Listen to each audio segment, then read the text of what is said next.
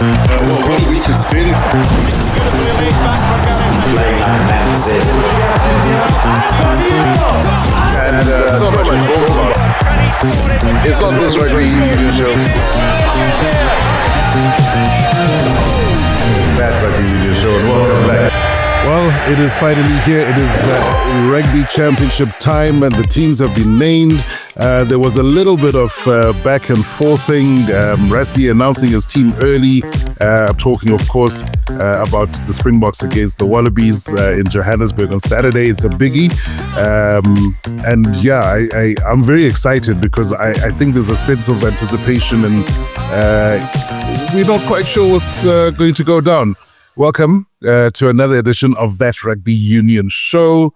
So we're going to keep it short because there's really one game that we're both interested in. Obviously, there is another match happening in Argentina as well. But good to see you, man. A couple of weeks ago, this was a foregone conclusion. What do you think now? Yeah, I must admit, it's anything but a foregone conclusion. But as much as, you know, that the Aussies have improved, I saw something earlier. Somebody said that the Aussies have improved by something like 20%. And it is true they've improved. You know, like if you really want to get a measure of the improvement of the Aussies over the last year or so, you know, the Springboks went to Australia last year, and then, you know, they played 2 matches, which usually you don't win back to back as the Springboks. They've never done since readmission. Yeah. And they managed to do that and do it having changed, I think, you know, like 10 or 11 players in the second test as well, which basically meant they almost did it with 2 totally different teams, which basically means they were that much stronger. But when you actually, you know, when you then look at, you know, the Aussies this year, you know, the really interesting thing is, you know, has been the British and Irish Lions series, which they lost 2-1, but could quite easily have won 2-1. I say could have because of that decision by referee Andrea Piardi. Yeah, it was contentious, kind of like a 50-50 as far as I was concerned. But either way, you know, they lost the second test and lost the series, and then they won the last one, which you could argue the Lions maybe had checked out mentally. Either way, conjecture aside, the Wallabies were very competitive in that series. So, you know, when they spill over into the Rugby Championship, they've kind of like come in as the team sort of with a bit of momentum. Whereas if you look at the Boks, although they won all 4 of their games, you know, before this Rugby Championship sort of opener, what actually hasn't happened is they haven't played like serious teams. You know, they played against the Barbarians, but the Barbarians are the Barbarians. You know, they ill-prepared because they get together the same week, and, you know, they were never going to be physical, and et cetera, et cetera, et cetera. And they look to play loosely. And then the Italians claimed that they were missing something like 17 of their frontline regulars. You know, even with their frontline regulars, you'd expect the Boks to beat them. But, you know, they did beat them, but, you know, obviously it wasn't putting them away by 100 or something like they used to in the past. And then obviously there was Georgia, again, sort of a tough physical struggle, but they won it too. Either way, the team that's played the important rugby, or the harder rugby, is definitely the Wallabies. But as much as I say it's not a foregone conclusion, the Boks would have to sort of not turn up to a degree for the Wallabies to beat them, even in their current form. What I'm trying to say is I basically look at the Boks as the better team still because of where they are in terms of their development, and maybe also like man for man across the park. You know, one of the things we keep talking about how the Boks are chopping and changing. You know, if you look at the 23 that's playing tomorrow, they've got 18 World Cup winners. That's nothing to be sneezed at. That's quite a few, you know, that's quite a lot of really, really good experience. So I still feel like, you know, the Boks should win. If they don't turn up, then, and maybe like, you know, the Wallabies sort of hit some kind of, you know, hit some kind of form and momentum during that game, you know, then it's a totally different game. But yeah, I still expect the Boks to win. Yeah, that's usually the last question. I thought, let me get that out of the way. And now I gotta work our way back to how. How? You got me. How? And obviously, a lot has to be said about the selections. Joe Schmidt is going to call it. He's leaving, not too far from now. But he's done incredibly well. I think everybody will attest to the fact that he really is a world-class coach. And they're probably going to miss him. But obviously, it comes down to the selections. Should we start in the front? Because he's gone for Big Will. He's gone for the biggest Australians he can find. He's put them on the field. He's also gone for the oldest. We'll get to those. But up front, James Slipper's still around. Unbelievable. Yeah.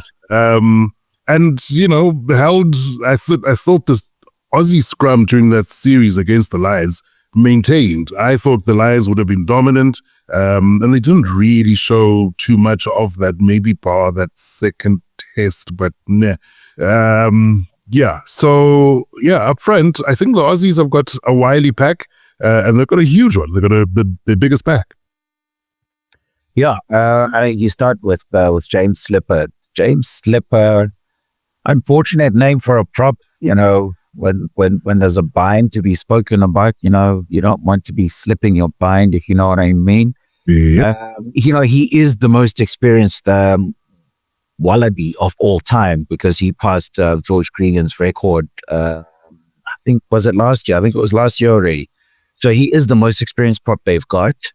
But for all these sins, he's then got Bilka Low to deal with, but that's a story for another day.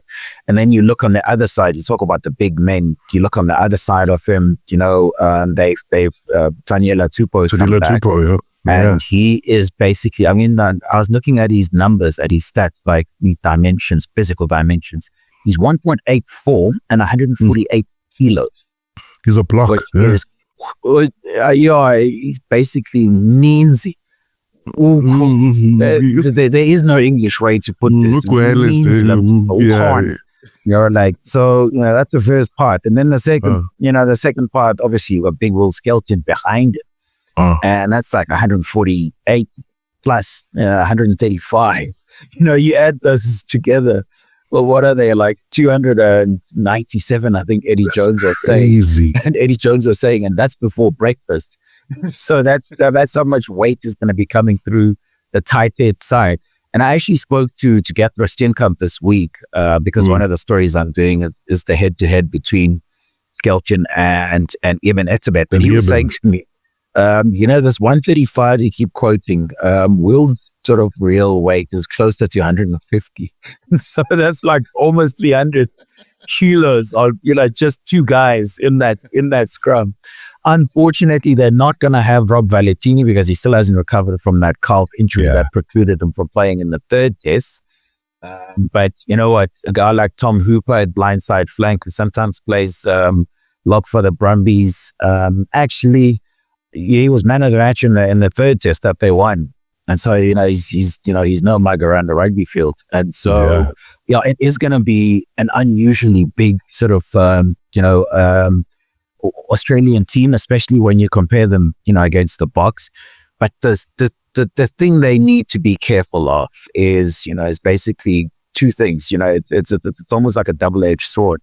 You're like, okay, we're going to fight fire with fire. But then what happens is, the Boks have picked almost to play quickly. When you've got Grant Williams at 9 and you've got Manie Libbok at 10, that basically means the ball's going to get an awful lot of air. And if it gets that much air, that means those boys are now suddenly having to shift around the pack. That big pack has to shift around the paddock. Sorry. And if they do that, what then comes next is, the old altitude.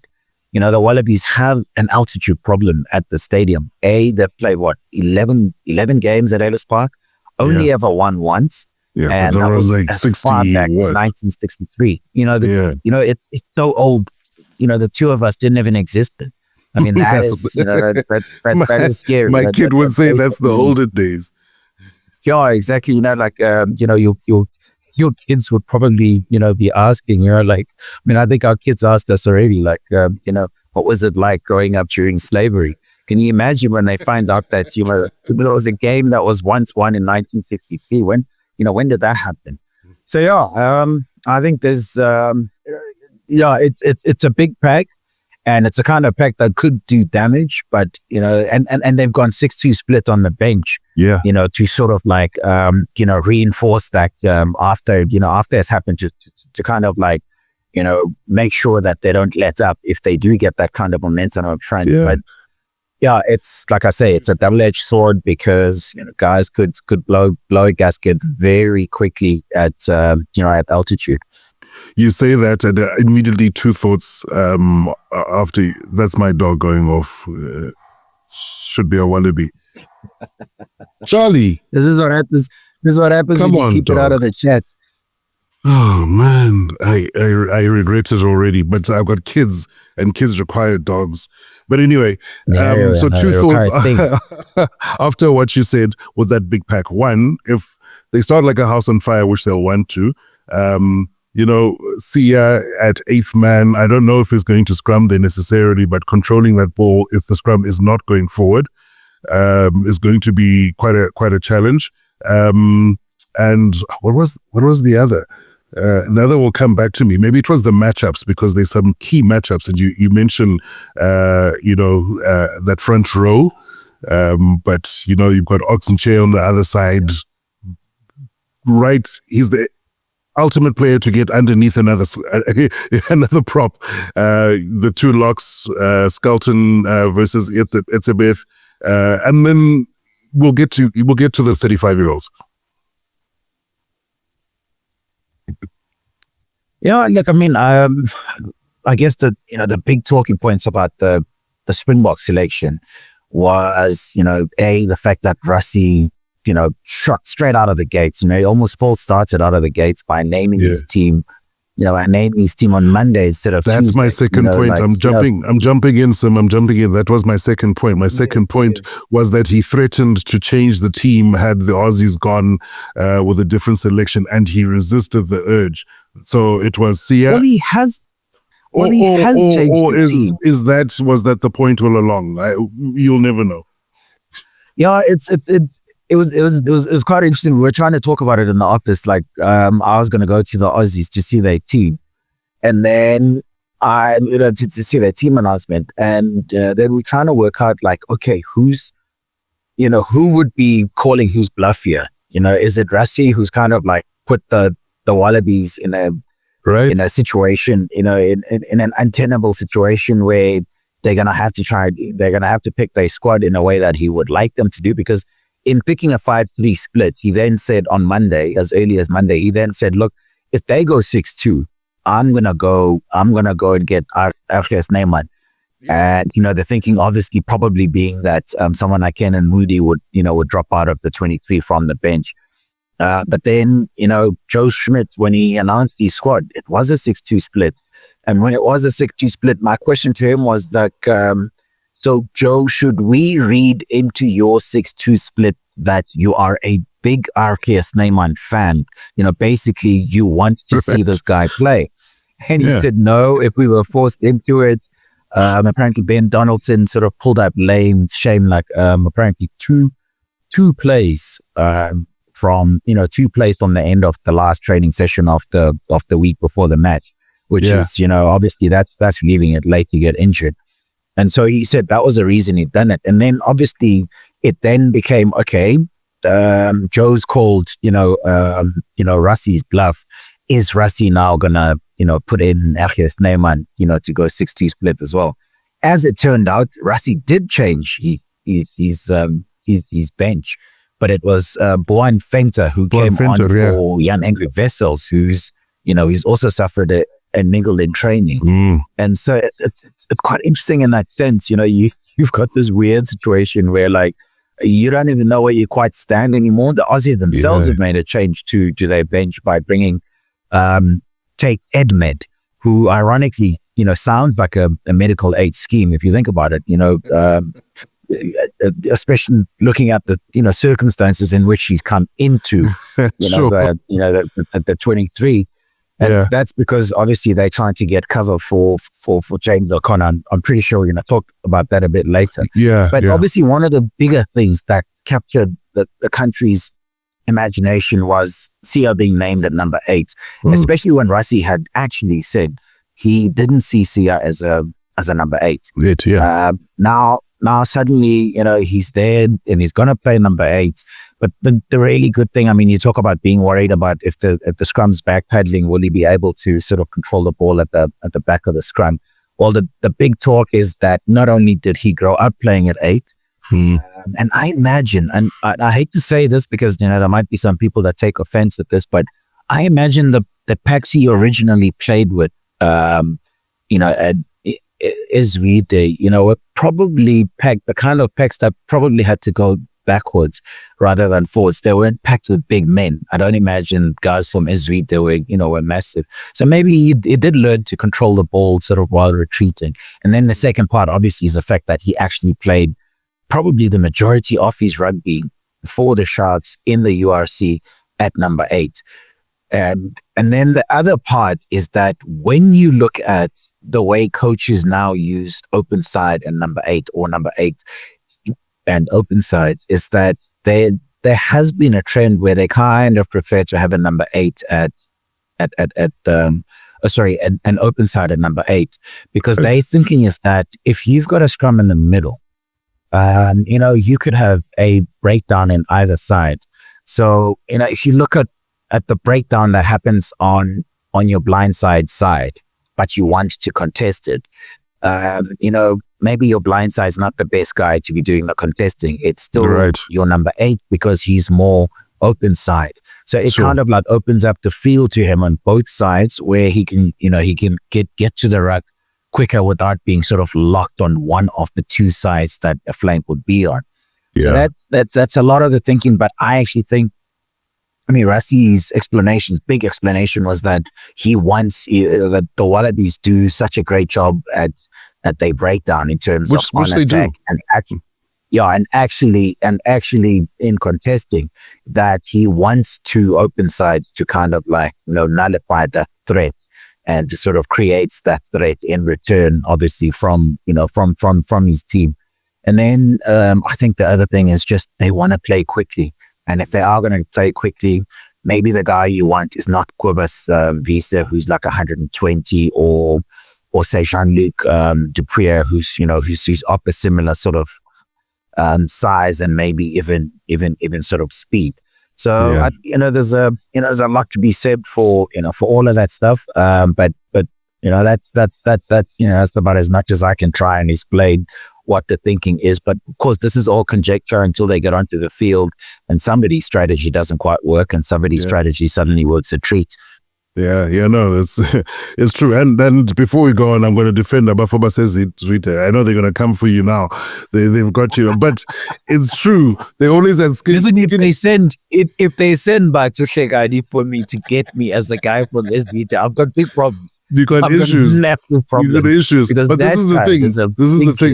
This is the thing. Skinny locks who can sidestep. I mean, come on. Exactly. Well, he's not skinny. Like, I think Batu is something ridiculous, like 1.94 meters. But everybody steps from 1 like to 15. 18 or 15, and he's like, 20, which is insane. 1 to 15, everyone can step as well. But he's huge. Yeah, exactly. Hey guys, if you like what you see and you want to support the show, we want you to be part of That Rugby Union Show family. Then just hit the like button, subscribe to the show, tell your friends, make sure you join us every time we're on. Slap that bell harder than Rassie finds loopholes in World Rugby's rulebook. There are new episodes every week. Don't miss it.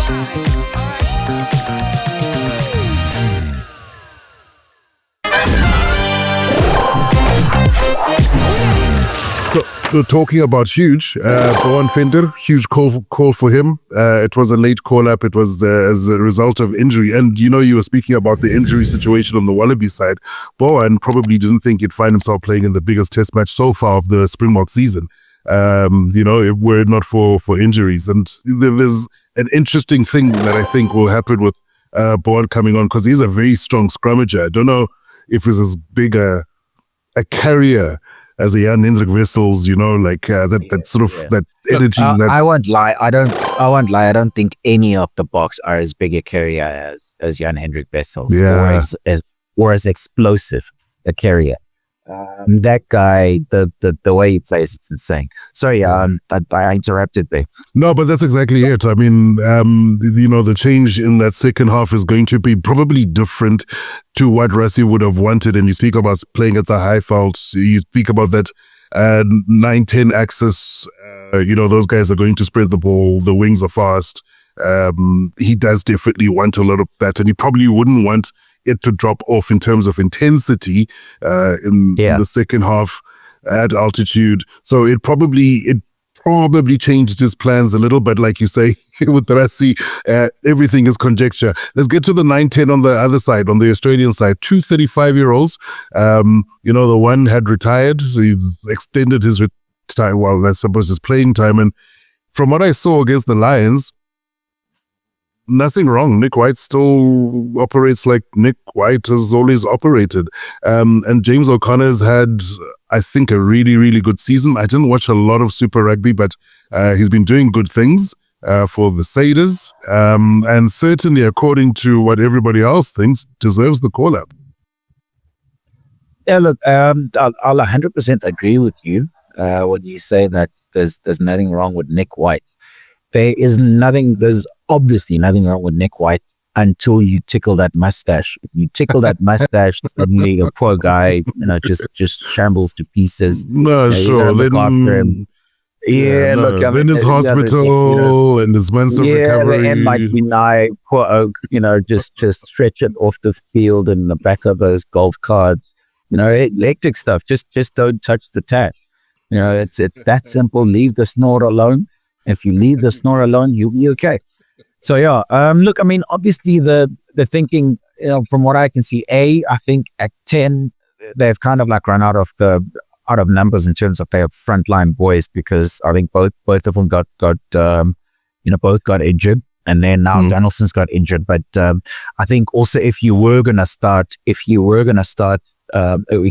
play James O'Connor, you probably, as a 35-year-old, you weren't gonna bring him onto the field to open things up. You were going to start with him so that you get a measured start to the game, and you get all of that game management and that experience that he's garnered over all these years. I imagine it's something similar with Nick White, and over and above that, just to get under the skins of the South Africans. Guys like Manie and Grant Williams don't strike me as guys who care for mind games. They just want to get onto the park and play. So maybe if you introduce them having to deal with mind games, it might actually drag them a little bit off their game.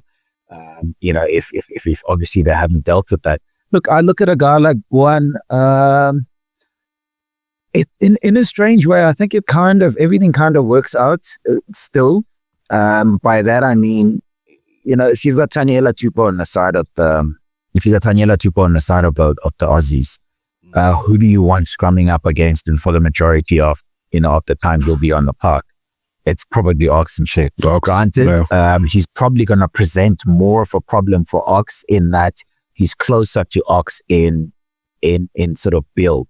That's in height and sort of general squareness. He's as much of a fridge as Ox is. He is a little bit taller, which means Ox can still play around with getting under him, but it's not as tall as most tight heads that he would face, who tend to be about 1.9 meters tall.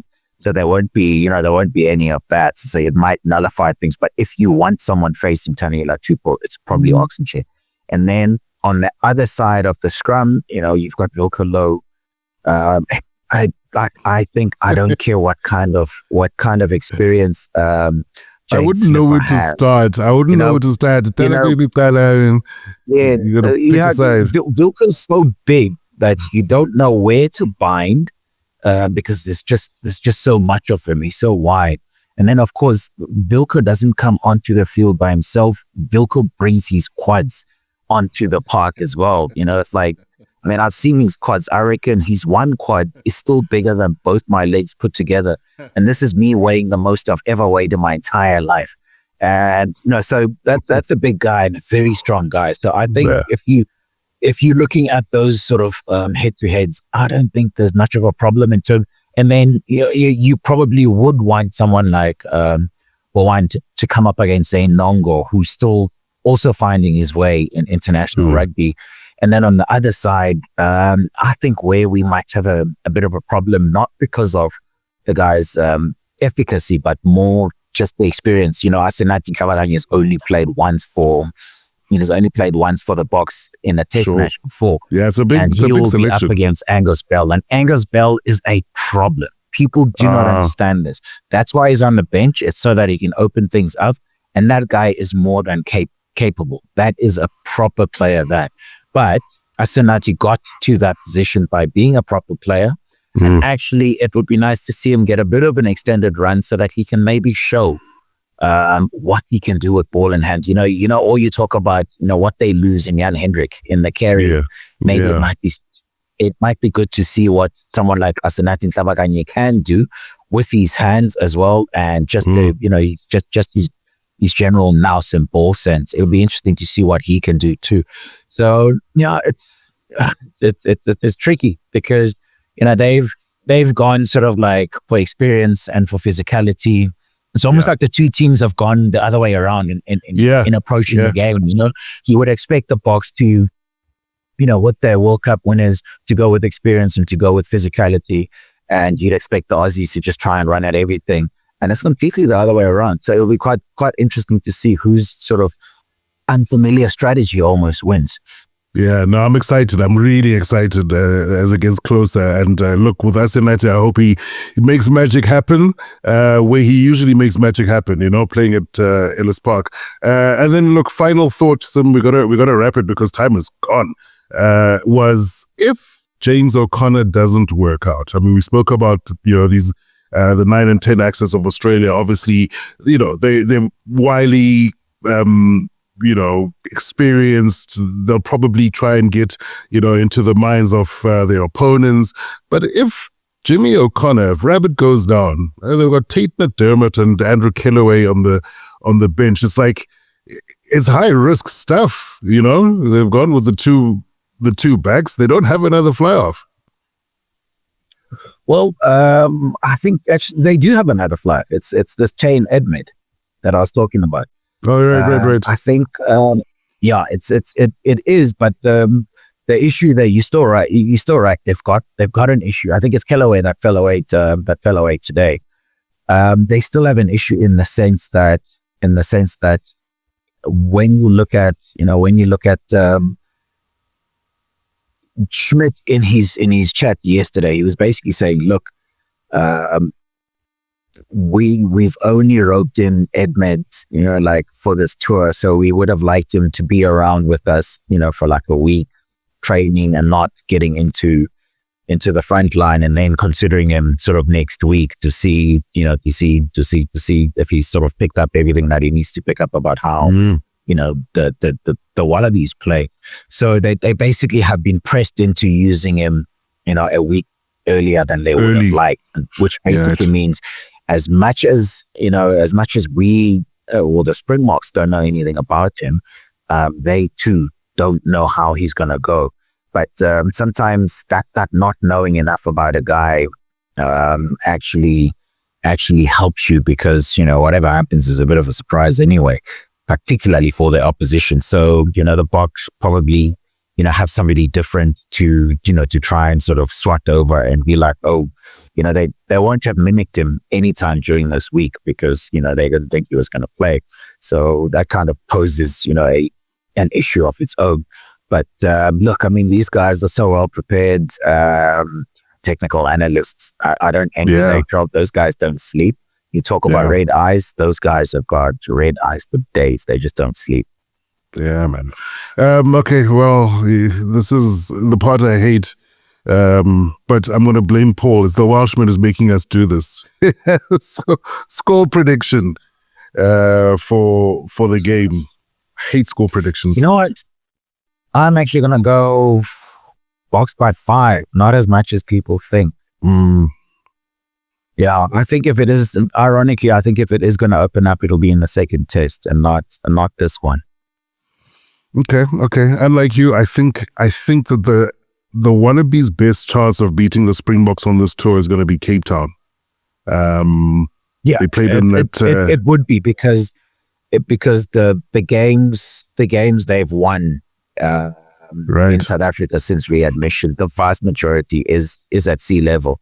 There's literally still only one in the Highveld, which was Bloemfontein in 2010. Remember that Kolisi Beale penalty late? Yeah. That got them to win 41-39. Geez, he did that in Bloemfontein as well, Cody. Yeah, exactly. So yeah, I agree with what you say. I just feel like everyone is so fresh and everyone's so relaxed. I mean, I watched them at their hotel. You talk about the forwards being big. I walked past Joseph Alcruso Suali. That man is huge. I'm not a short man. I'm 6 foot tall, but that guy is 1'9" something ridiculous. And he's just wide and he's just chiseled and he's quick, he's explosive, he's skillful. And coming from league is, he's got a bit of physical attitude. And so our guys have got their work cut out, but geez, if anyone can do that, it's the Springboks. Yeah, no, I agree with you, but I'll make my margin 10, but it's not going to be an easy 10. It's going to be one that puts the veneer of dominance onto the scoreline, only because it's Ellis Park, only because I think those wings, and I think Edward will get that winning try.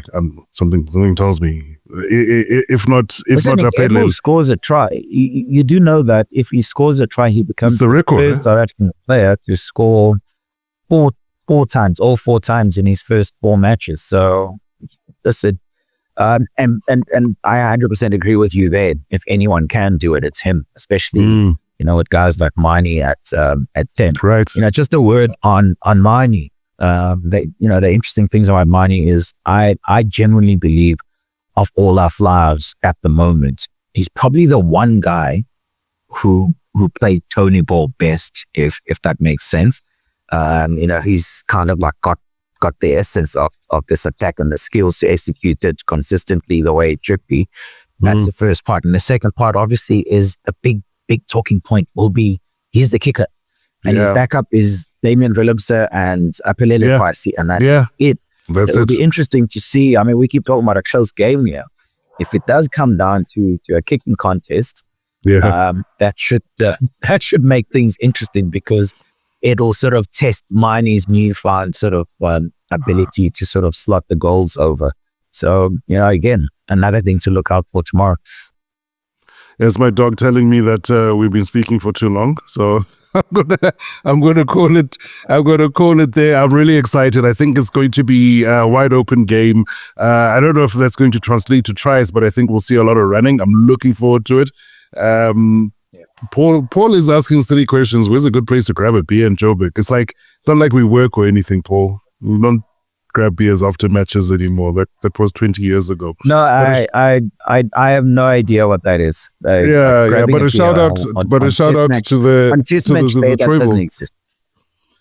out to the Troyville Hotel. I think it used to be. Yes, that's the best place to go, because close to the stadium. The food is great as well. And and the vibe is invariably seriously nice. Good. All right, yeah. But that could have been 20 years ago as well. So, silly question, Paul. Thanks everyone for joining us. We'll be back on Sunday after this has gone down. We'll wrap it up, and hopefully it'll be Bok win by 10. 7 says Sim. What say you? Drop your comments below. Give us a like, share, subscribe. See you then.